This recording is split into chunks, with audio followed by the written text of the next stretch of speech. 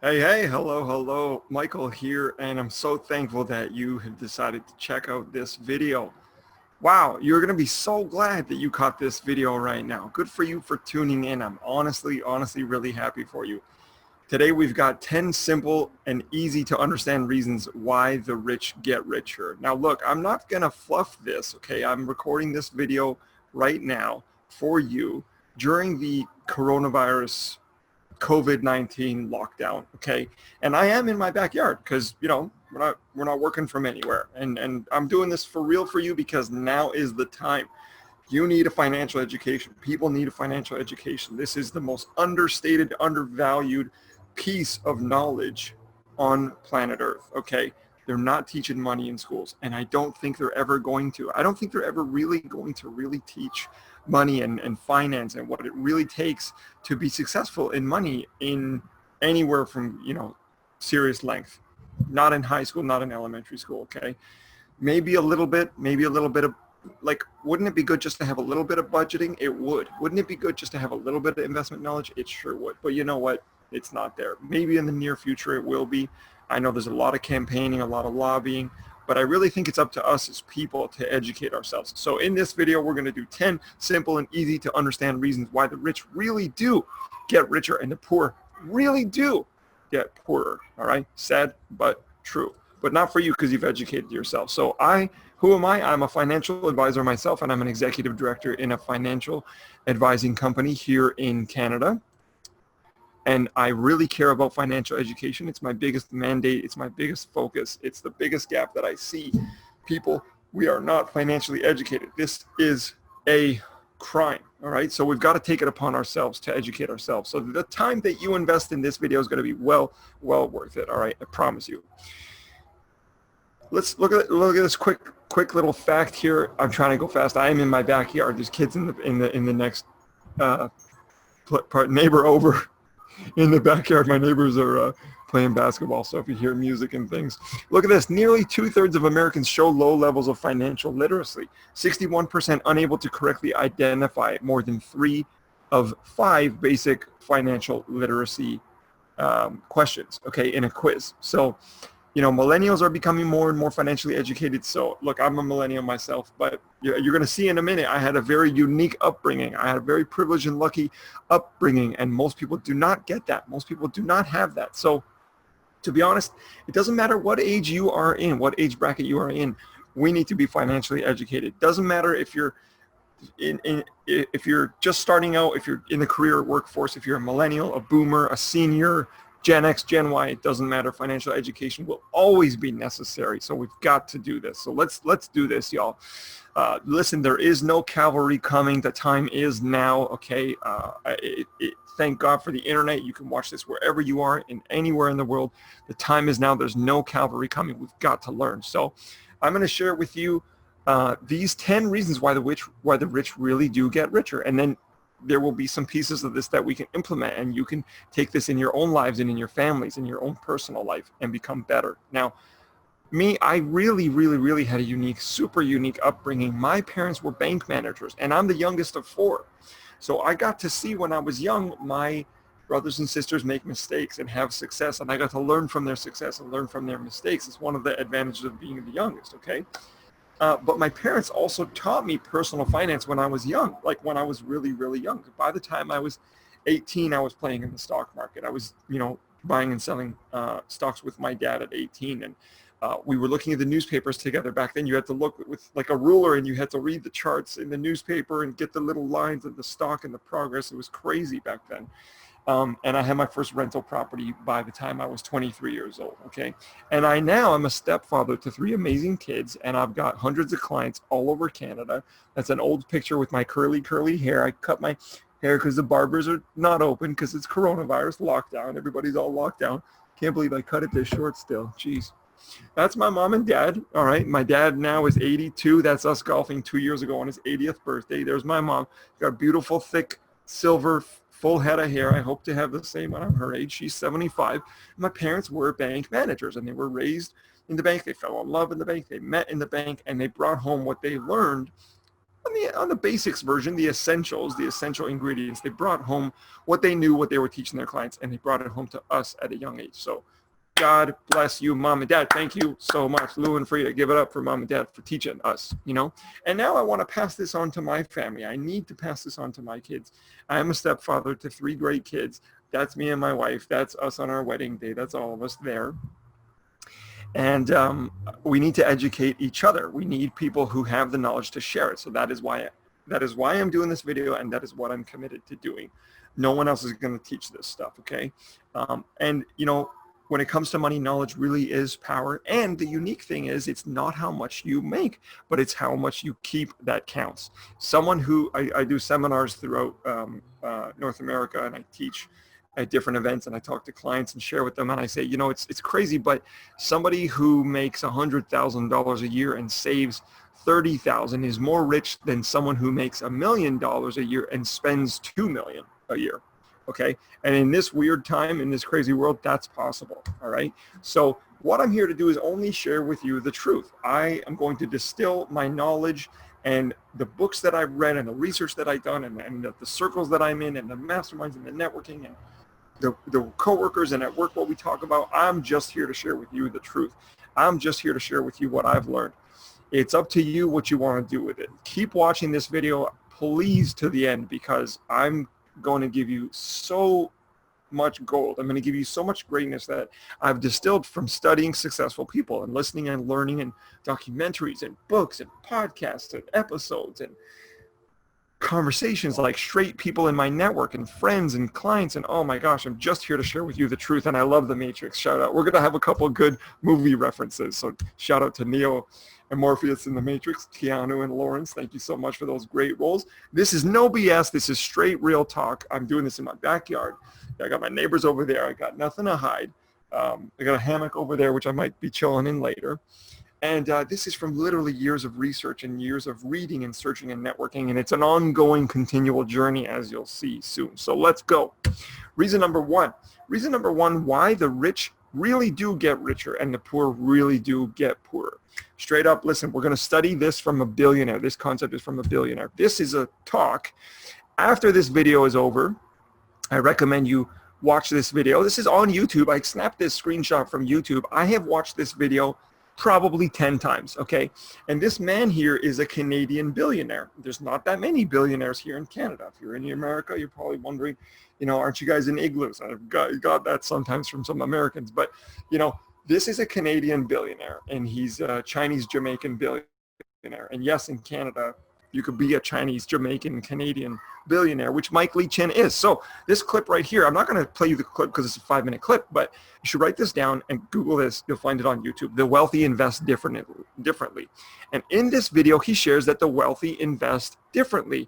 And one of the biggest rules is that they have access to deals. They have access to deals and opportunities that the public and the everyday people just don't have. So before a company goes public, it seeks capital. It seeks money to do, you know, more with the business, to grow the business. Who does it seek this capital, this money from? Well, they're not going to seek it from poor people. They seek it from people with money. So there are advantages and disadvantages.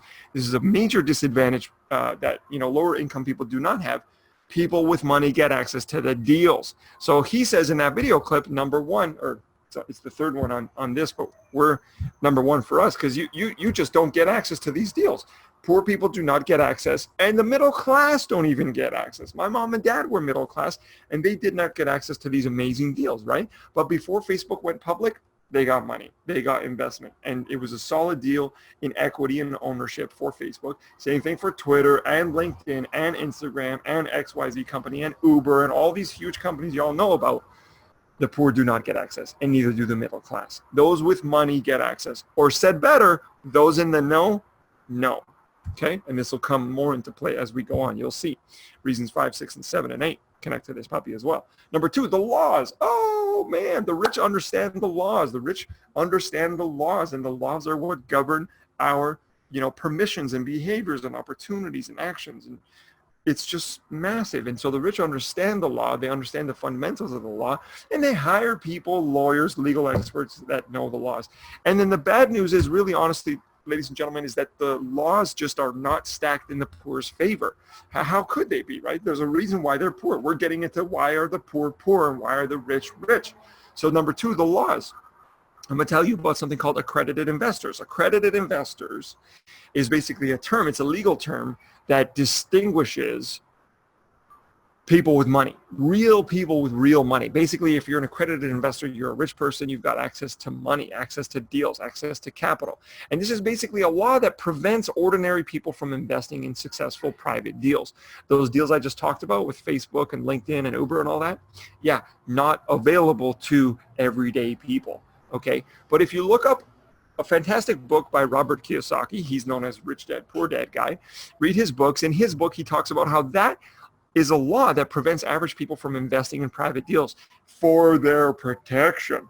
Wink, wink, for their protection. The minimum to invest in these deals is $100,000. Cash, you have to have certain restrictions and you have to have certain qualifications in place, like having $100,000 in liquid cash and $1 million in positive net worth. Now, not many people have positive net worth of $1 million, and they sure as heck, and I know rich people, they sure as heck do not necessarily have just 100 grand laying around in cash, okay? But for those in the know, those get access. However, recently, I'm here in Ontario in Canada, there's progress. The OSC, which is the Ontario Securities Commission, they recently amended this law and they reduced the limit to $2,500. So if you have $2,500 and you meet some other fine print, of course, then you can actually invest in some of these high value deals, which myself and some of my friends and clients the last several years, we've been involved in some of these deals. We've been getting into these opportunities. We've been sharing these opportunities with people. So stay tuned, subscribe, stay connected, read the emails, subscribe to the YouTube channel, do all these things, stay connected to us. We will share with you some opportunities coming in the near future. And this is legal now, so we're all good, all above board, okay? Number 3 is taxes. Everybody loves the tax man. Look at these beautiful Canadian dollars here, right here. Isn't that beautiful? That's Canadian dollars there for you, those of you that don't know. So taxes are a simple game of percentages, and the poor and the middle class do not know about tax laws, and they're typically not good at math. By the way, why do you think math is so confusing in school? Holy geez, why do you think math, calculus, and all this crap is so confusing and nobody likes it? As a kid, most do not like it. I didn't like it either in like elementary school and high school because it's confusing stuff. They don't make it easy and simple to learn, but it's basic math, all right? Math is the language of money. Write that down. That's a keeper. Math is the language of money. Math is the language of money. So taxes are basically a game of percentages, and the rich pay less in tax, and they know the legal loopholes. They know the tax laws. Legal, not illegal, but actually legal tax strategies for tax optimization. Tax optimization is a funny word for money optimization because taxes is something that everyone has to pay, but how much you pay is actually up to you and up to the professionals that you hire, the people that represent you, and your knowledge of the tax laws. So the thing is, and this is really super duper important, listen to this, the rich keep more of every dollar that they earn, whereas the poor loses, percentage-wise, of course, every dollar that they earn in comparison because they know nothing about the tax laws. Forgive me, that should say they, not talking about you. Wherever you are is perfect, okay? You're here listening to this video, this is perfect. Now let's just do a little math here, just a little itty bitty math, okay? If a rich person earns $100, he or she pays 15% in tax, for example, and they keep, oh, that's supposed to say $85. Guys, forgive me for the mistake. Hold on, I'm human. Straight up, no robots, nothing, I'm human, straight up. If a rich person earns $100 and she pays 15% in tax, then they keep $85. However, if a poor person earns the same $100, he or she pays 25 to 35% in tax, and they keep only $75. Forgive me, ladies and gentlemen. $75 or worse, $65 after tax. Okay, so they're earning the same amount of money, let's say $100. The rich person is keeping more. Remember, it's not what you earn, it's what you keep that counts. Number 4, who they get their advice from, their advisors. Guys, this is massive, super duper massive, and I'm so excited. Make sure you stay to the end because these are ninja drop dead solid reasons why the rich get richer and the poor get poor and what we can do about it. So number 4, who they get their advice from, their advisors. Listen, there's a great saying, okay? If you have an idea and you wait and you want to make sure it does not succeed, then tell your family. Okay. This is a small little joke amongst entrepreneurs. Myself as an entrepreneur, you don't share your ideas with your family because typically your ideas are shot down by your family. Okay. Unless your family is rich and they're entrepreneurs and they're smart. Go watch some video clips on YouTube about crabs in a bucket. It's really scary. It's really terrifying. It gives me chills. Go Google like crabs in a bucket video and watch what these freaking crabs do to each other in these buckets. It's disturbing. So if you have a good idea, you want to make sure it doesn't work, then you tell your family because your family's going to shoot it down. Now, the poor do not have advisors. They don't even take advice. I know because I used to be broke. I used to be poor. I thought I knew everything. They have it all figured out. I had it all figured out. And there's people in your family. There's people in my family too. They know everything. They have it all figured out. Can't teach them nothing. They don't take no advice. Rich people take advice. Rich people know they don't know. They know they don't have it all figured out. So they know they have to hire people and pay for people or connect and meet and just consult with and give gifts and make friends with people that know things. Rich people have all kinds of advisors, consultants, legal experts. I mentioned tax experts, financial advisors. They got investment advisors. They got real estate advisors. They invest in teams of people. They want like a team around them, like an army around them, built around them so that they're protected in the center so nothing can happen to them. And that's why the rich get richer and the poor really do get poorer. That's what this video is about. Real talk. Okay. I had a breakthrough. I was on a team management and leadership program. That was the name of the program. It's called Team Management Leadership Program, helping me be a better team member and work better with teams and see the value of teams and people.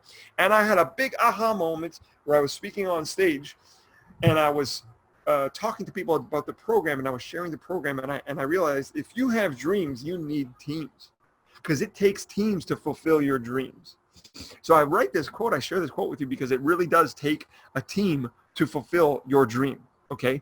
So number 4 is teams, people who they get their advice from, their advisors, okay? So they really do invest in lawyers, tax consultants, mortgage advisors, financial advisors, investment advisors, like I said, business consultants, marketing consultants for their businesses, and more and more and more. The more niche you go, the more specific you get, the more specific information, the more specific the value you get. So, for example, you're going to have different advice from someone who's in a tax specialty versus someone who's in an insurance specialty versus someone who's in a legal specialty. Sorry, I had to mute myself there for a second while it turned off the phone. Okay, number 5, look at this. Compounding interest. Ooh, this is really powerful. So compounding interest, hopefully you know what that is, all right? It's basically money earning money over time, all right? Interest is a simple growth of money. It's usually in the case of borrowing or lending or loans. And compounding is the added growth amount that continues to grow on top of itself. I'm outside, so I'm getting some allergies here. Number 5, so here we are on number 5, cash. Cash sitting in an account for rich people generates 5 to 8 interest per year. This is extremely important. It's very simple. You go to the bank, you say, oh, I want something really conservative. I don't want to lose money. I don't want to risk my money. I want to earn interest on my money. How can I do that? How can I earn money on my money? They'll give you what's called a GIC or a GIA. Okay, it means guaranteed investment account or guaranteed interest account, guaranteed interest certificate in Canada, GIC. So, for example, a poor person gets a 1% interest rate growth on their money for the year or less for their money to sit in a savings account because they're only storing $1,000 or $10,000 or less in their account. Whereas a rich person, they are going to get 8% per year. This is not even invested in anything. This is not a real estate fund, a mutual fund, a stock, nothing like that. The wealthy people, just for having cash in their account, because they're storing more in terms of quantity, like $1 million or $10 million, they're going to get 8% per year. So even without thinking, even without doing anything, without taking any risk or investing any money actually in anything, just leaving their money in the bank, they get 8% per year because they're putting such a huge quantity, okay? They're putting such a huge quantity in the bank. And so their money is going to make stupid money, like just for sitting there. Whereas poor people and middle-class people get 1%. Okay, forgive me. A lot of this stuff applies to the poor, also applies to middle class. So they're also middle class are also getting just 1% because they're putting 10,000 or maybe 100,000 in the bank, whereas a wealthy person is putting 1 million or 10 million. And you can see the math. Just pause the video, see the math, and just see how money compounds over time. All right, number 6. Now, on the topic of compounding, knowledge also compounds. Your knowledge, what you got in your noggin, what you're studying, what you're learning, also compounds, okay? And the more you learn, the more you earn. Like we said at the beginning of the video, the more you learn, the more you earn. And learning means growing. And if you're not growing, you're dying. Now, you've heard this, hopefully, because you're into learning and development. You've heard the fact that if you're not, growing, you're dying. Hopefully, you've heard that. But actually, I read a book about biology, and it turns out biologically, in biology, if cells are not actually growing, they are essentially destroying themselves. They're decaying. So without growth, you have decay. That's entropy. So you're either growing or you're dying. Things are never moving. Things are always moving, right? So you always have movement. You always have movement in the universe. Talking about at a cellular level. So you have to be growing or you're dying, okay? Now with knowledge, the interesting thing is demonstrated by an author named Darren Hardy in his book called The Compound Effect. If you've ever heard of compound interest, well, learning compounds too. So he says, we just talked about compound interest. Of course you've heard of compound interest. I'm really excited to share this with you.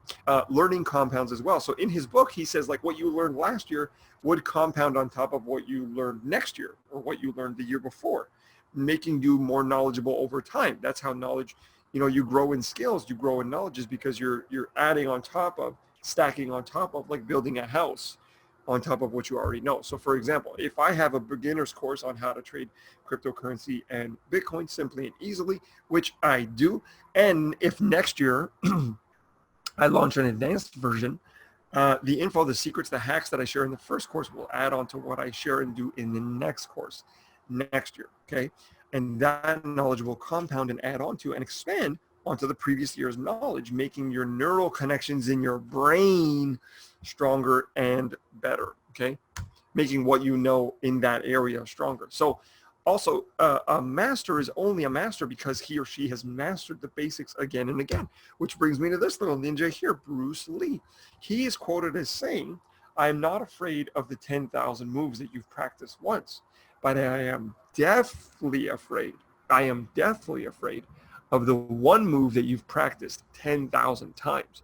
And that's Bruce Lee. Bruce Lee would get into the ring with these old masters of Kung Fu and Karate, and they would, want to do all these moves and do all these things. And these fights would take like 30 minutes or an hour. He would get in the ring and like, bang, bang, bang, bang, done. Fight's done. He knocks him out in like 30 seconds or a minute, right? Like you've seen his 1-inch punch videos on YouTube. If you haven't seen that, check that out. The 1-inch punch. This guy, Bruce Lee, he knocks a guy off his chair, knocks him on his ass with a little 1-inch punch. Outrageous. Okay.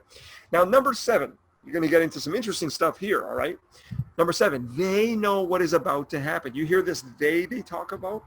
Occupy Wall Street, Occupy Bay Street, the 1% versus the 99%. The rich know what is about to happen. I'm going to tell you a really interesting story that's going to prove this to you in a minute, okay? The rich, they know what is about to happen because they're creating what is about to happen, all right? So look, here's a goofy, silly image just preparing for this presentation. I just Googled this stuff and I just found this image here. Look at this, Huffington Post. Breaking news, white men awarded Nobel Prize yet again. This is like a picture of all the Nobel Prize winners. Look. Any weird little coincidences there? They know what's about to happen. They know what's going down. Okay, look at this. Look at this picture of Trump, President of the United States of America. Anybody of color in this picture? Oh, boy, oh boy, oh boy. I don't think I see a single person of color. Not a woman in this photo. See a woman anywhere? Let's look a little. Oh, wait, I see a little. Whoop. This is probably a woman here. She's got red hair. She's got red hair right here, long hair. Everybody else in this photo, and by the way, there's like 15 people in this photo, white men. What is up with that, okay? There's a book I read, oh my gosh, I read this back in like 2001 probably, by Michael Moore. It's called Stupid White Men. Check it out. Great book called Stupid White Men. Check it out. Look at this photo. Behind the President of the United States of America is 15 other white men. Are you kidding me? Isn't this every news broadcast? Isn't this what every flipping news broadcast, public broadcast looks like? Are you kidding me? They know what's about to happen. They're creating what's happening. It's up to them. They're making the rules. They're dictating it. That's why they're rich. Any of these guys broke? Nope. They're probably all rich. Big businessmen, politicians. Look at what we're looking at, people here. The best place to hide something is where? It's in plain freaking sight. So it's not that they have a crystal ball or they have a fortune teller or anything like that. They're creating it. Okay. There's a reason why the world is in chaos and disarray and oh God, like it's not a freaking coincidence anymore, okay? So the thing is, not only do they know what is about to happen, but they are poised to take advantage. Like chess, like a game of chess, they set up the play and then they knock out the pieces. So they're poised to take advantage, all right? If you've heard of the thing called the Plandemic. I haven't watched this yet, but it's on YouTube. It's around this time right now with the coronavirus and everything. They call it a Plandemic. There's a great documentary called the Plandemic. Very, very interesting, worth watching. The 2008-2009 crash. I remember shortly after that, watching the news one day. I never watched the news, but I'm passing by the TV and a stockbroker is on CNN and they're interviewing him and they're saying, what do you think about this crash? And what do you think should, what if it happens again? And he says, I hope it happens again. And the interviews go, what are you talking about? And he says, I'm a stockbroker. I hope it happens again. When there's a crash, there's always a jump. Whenever things go down, things go up. He goes, we made so much money on this crash because as soon as everything hit rock bottom, we bought as much as we could. And we're still buying it. It's going up and up and up and up like this. Okay. So the 2008-2009 crash, look at the crash right now. Check out the documentary on YouTube called Plandemic. All right, excuse me, my allergies are getting to me. I'm outside here in my backyard. Again, real talk, okay, straight goods here. Not some guy in an ivory tower. I'm here in my backyard. Now, let me tell you a little story about XRP. XRP, for those of you that don't know, is cryptocurrency. It's basically called Ripple. The cryptocurrency name is Ripple. And this is a pretty popular cryptocurrency. And I, for the last several years, have been an advocate for cryptocurrency and for Bitcoin. And I was not one of the first investors in Bitcoin, but I did invest in 2017, and I've been investing since then. And so throughout some circles with friends and clients, they've heard that, I'm into crypto. And back then it was hard to get. I think it was 2018, 2019. It's very easy now in 2020 to get cryptocurrency. And in 2018, I think it was, I was buying for people because they had a lot of difficulty and it wasn't as easy as it is now. So I used to buy crypto for people, and I had this one woman, an old friend, reach out to me, young girl, about like 21 years old at the time. She reached out to me and she was a journalist. She had no interest in crypto or anything like that, but she wanted to buy some for some friends of hers. Okay, now her background was Middle Eastern, all right, and her friends were Saudi Arabian, and they were here in Canada, and her age, sons of sheiks and sons of guys and sons of military men in Saudi Arabia and the Middle East, and sons of politicians out that way, and very high level people. And there were these sons that lived here in the group that were her friends. So she comes to me, she's a journalist, she doesn't know anything about crypto. She says, hey, I heard you can buy crypto for people. I have some friends looking to get some. Okay, sure, no problem. Long story short, I helped them buy about $25,000 worth of crypto back then. And I bought them Bitcoin because that was the main one back then. That's the easiest to get back then. Not like today where it's really easy and available for everyone. And so along the line, this was several purchases throughout this process. They actually, I asked, like, what are you guys buying all this for? And I asked her, and she told me that they were going to do something with something called Ripple. And I was like, Ripple, that's weird. Like, that's kind of odd, and so I thought about it and I thought, well, these guys are buying Ripple. This is interesting. I know who these guys are and who they're connected to. Maybe they know something I don't. Maybe I should get some too, even though I don't really support Ripple for other reasons because it's owned by the big banks. But basically, I went and got some too, and I converted some into Ripple. And I'm not even kidding, guys. About a week after I bought all this stuff for them and sent it to them and the transactions were done, Ripple went from like 9 cents to like 30 cents. Hello? That's like, a huge, massive jump. So when I say they know what is about to happen, they know what is about to happen. What do you think they did? They bought low, they sold high. They knew it was coming, so they sold. You know what I mean? This is not rocket science, guys. They are poised to take advantage. They know what's happened. So these guys more than doubled their money, okay? Go watch the movies. I love movies. I love throwing in movies. There's 2 movies I highly recommend you watch if you haven't watched already. The Big Short and one called Margin Call. The Big Short is really great, really entertaining, really easy to understand. You got Brad Pitt. You got Steve Carell. You got lots of big famous actors, great actors. And then you got this other no-name movie called Margin Call. Not a lot of big name actors, worth watching. Watch that one first, The Big Short, and then Margin Call, okay? Now, number 8, let's go. Let's wrap this up. Let's keep this moving, guys. Masterminding is essentially knowledge sharing with other groups of people. And masterminding is a principle made famous by this book, Think and Grow Rich. This man, Napoleon Hill. If you do not know this book, get it now, read it now, get it now, read it now. But many people in the personal development and the self-growth industry know about this book because it is one of the best-selling books of all time for personal development. And so in this book, Napoleon Hill named the mastermind technique the most powerful technique he'd ever come across. Now, he wrote this book by going on a 25-year study, studying wealthy people, okay? Studying rich people and wealthy people. He was commissioned to this study by Andrew Carnegie, and he said it was their most powerful technique in their toolbox. Ding, ding, ding, ding, ding, pay attention. So essentially, masterminding is like this. Let's say I come to a group of people, smart group of people, and we're all in this group. We're all sitting together. We essentially toss out problems that we're facing to each other, and then we source solutions from each other. That's basically the mastermind effect. So you can see in this picture here, there's a blue puzzle on the table, and there's all these different people, and only one person has the blue puzzle piece that fits in the middle to complete the puzzle. Masterminding is like that. You don't know who has the answer. You don't know who's going to download and share the answer or the idea to the problem, but someone in the group will have the answer, and you'll get it by sharing. Okay, now here's the thing. The poor people do not work together. Poor people do not work together. And they can't stand each other. They commiserate together, but they don't like each other. Middle-class people typically can't stand each other either. It's all about keeping up with the Joneses. He's got a nicer car. She's got a nicer house, whatever. Rich people work together, okay? The poor and the middle class do not work together. I know, I used to be one. We do not help each other. Okay, rich people, however, help each other. They work together because, like I said earlier, they know they don't know everything, and they know that they need to know things from other people. Okay, so that's masterminding pretty much. They actually get together regularly in groups of people, in regular groups in different settings, and they share ideas and they mastermind together. Okay, number 9, we're almost done. Kudos to you for sticking through this. We got 2 more to go.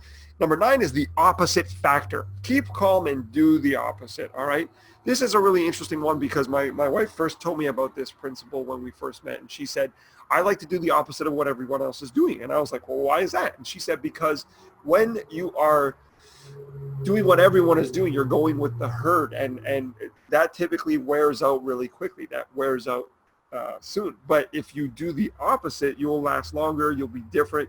You'll stand out, and you'll be looked up to. And so, literally going the other direction. That's the opposite factor. And if you think about this, that's the more you think about this, I'm not a master of this principle, so I'm not here to teach it. I'm just here to share with you what the rich do that makes them richer and what the poor do that makes them poorer. The poor do what everyone else does, okay? The poor and the middle class do what everyone else does. And like I said about the crabs in the bucket, watch that video after on YouTube where you see that, you know, they want to keep each other down. That's the poor and the middle class. The wealthy do things differently. Like the first guy we talked about, number 1, Mike Lee Chin, the billionaire, said the wealthy invest differently. Okay, so they do things differently. They literally do the opposite. The rich people literally do the opposite. That's why it's the 1% and the 99%, because 99% of people do the herd. They follow the herd, and the 1% do things completely different. They're always learning. They're always growing. Like I said, they literally do everything different from the 99%, and it's that simple. And Mark Cuban, billionaire, Shark Tank, you know, popular investor on the TV show Shark Tank. He's also the owner of the Dallas Mavericks, owns and starts multiple businesses. He said literally, and this is on a Shark Tank episode, he said, find out what everyone else is doing in this direction and do the exact opposite. And he's a billionaire. Not that many billionaires in the world. Okay. Number 10, this is the last one. So proud of you if you made it all the way through. It's rigged.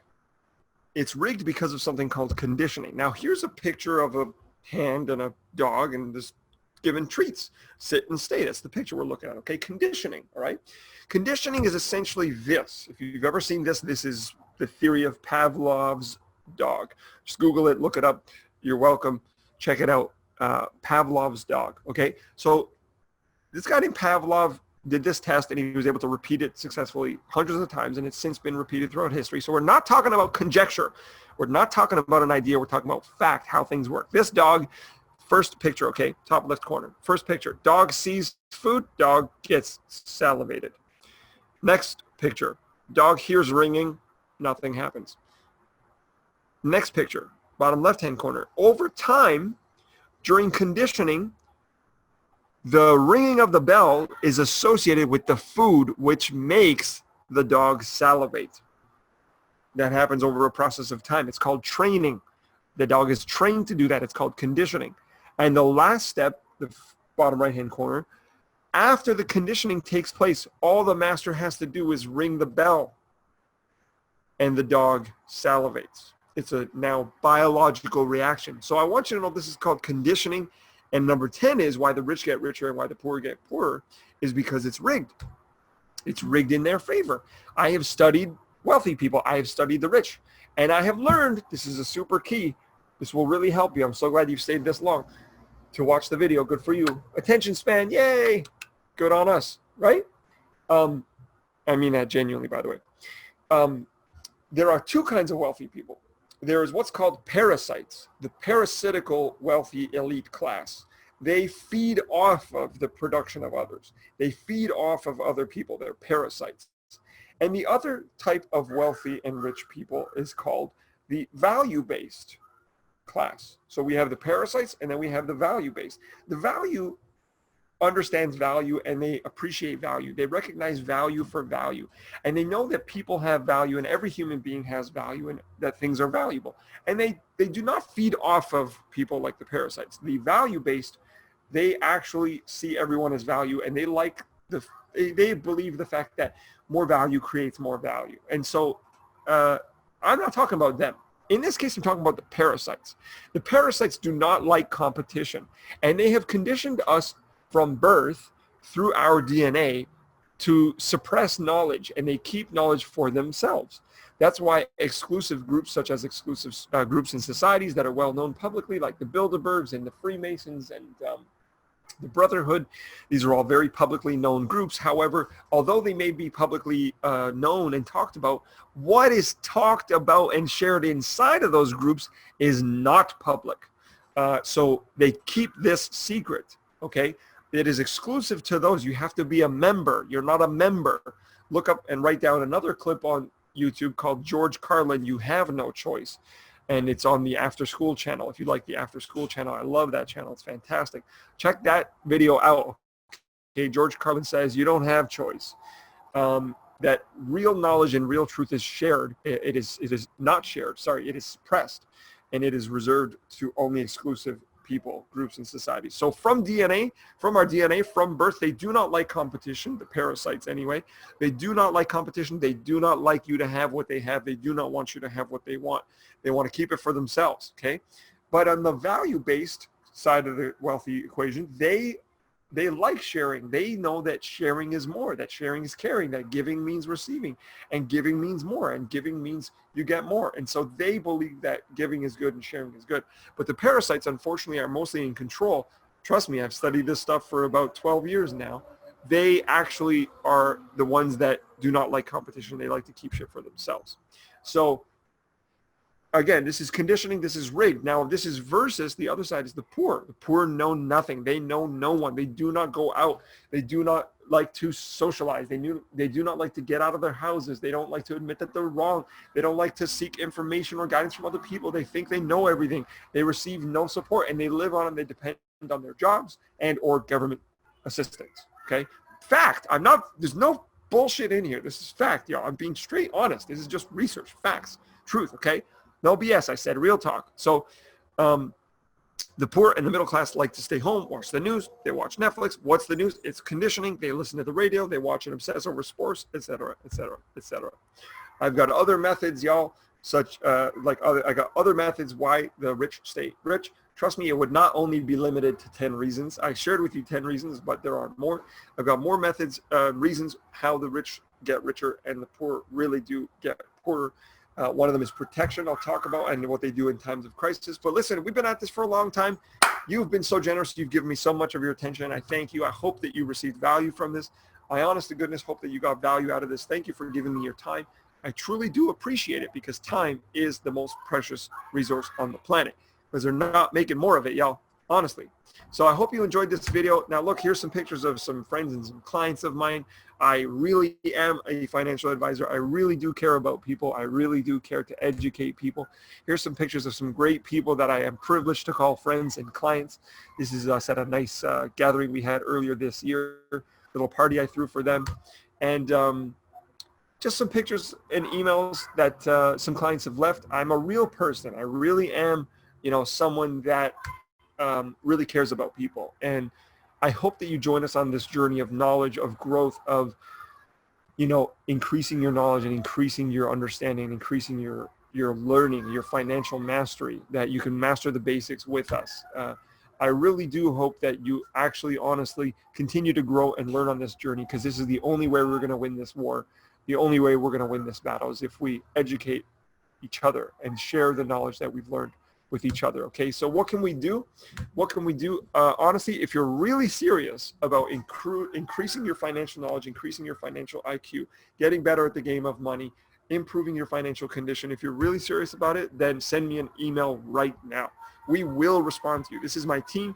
Our email we receive every email. We will respond to you. Send me an email if you're serious right now at team@michaelsantonato.com. We will respond to you. We promise, okay? If you're really serious, then email us, hit us up. But otherwise, keep learning. Honestly, keep going, keep growing. Stay tuned. You're going to get a next email. This is going to be a must-open email. If you thought this was good, you're going to love the next one. So must open that email and check out what's inside. And thank you so much for watching this video and allowing me to share myself with you. This has been 10 reasons why the rich really do get richer and the poor really do get poorer. Thank you so much. I'll see you in the next one.